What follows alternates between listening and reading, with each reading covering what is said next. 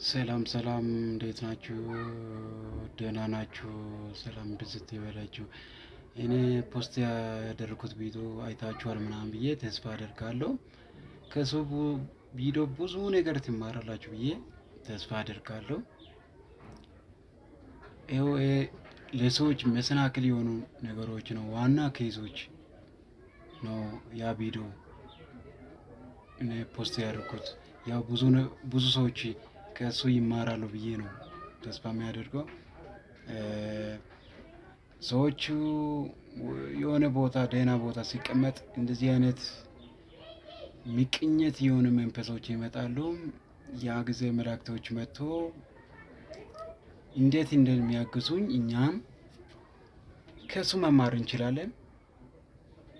ያው ማዕቆት ሊኖር ይችላሉ።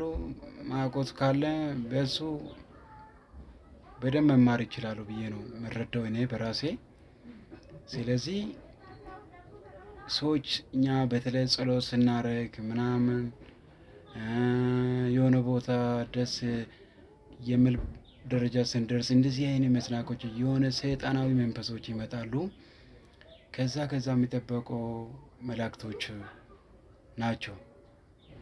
እኛ ብዙ ሰዎች ሐሰተኛ ለሆዳቸው ብለው የሚመሰክሩ ሰዎች መላእክቶች እንደኛ ናቸው ምናምን ይላሉ።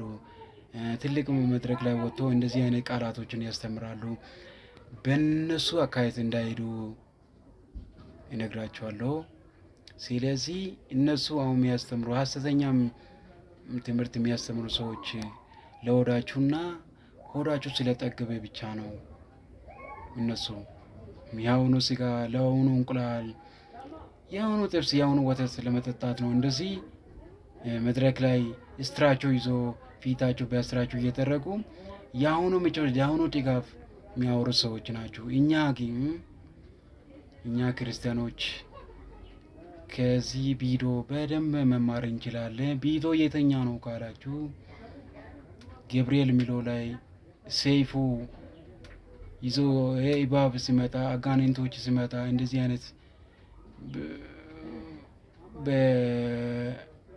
በገብርኤል በእሳቱ ብን ሲያደርገው እባቡን አጋንንቶች ሲመጡ ቆርጦ መጣሉ መጥቶ ሲወረወር አይተናል። ስለዚህ ይህ ቪዲዮ ለእናንተ ለብዙ ሆኖች ትምህርት ይሆናል ብዬ ተስፋ አደርጋለሁ። ስለዚህ ያ ቪዲዮም ድጋሚ መመልከት ትችላላችሁ። ያው አጭር ቪዲዮ ነው። ስለዚህ እኛ ከዛ ቪዲዮ